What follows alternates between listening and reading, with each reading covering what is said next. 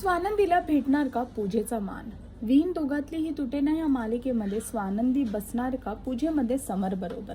पूजेच्या तयारीमध्ये गुंतलेली स्वानंदी जेव्हा पाहते की पूजेमध्ये जी जागा किमयाने घेतली आहे, किमया बसली आहे समरच्या बाजूला पूजेसाठी, तेव्हा स्वानंदी किमयाला येऊन सांगते की पूजा नवरा बायको मध्ये असते, नवरा बायको मिळून ही पूजा करतात.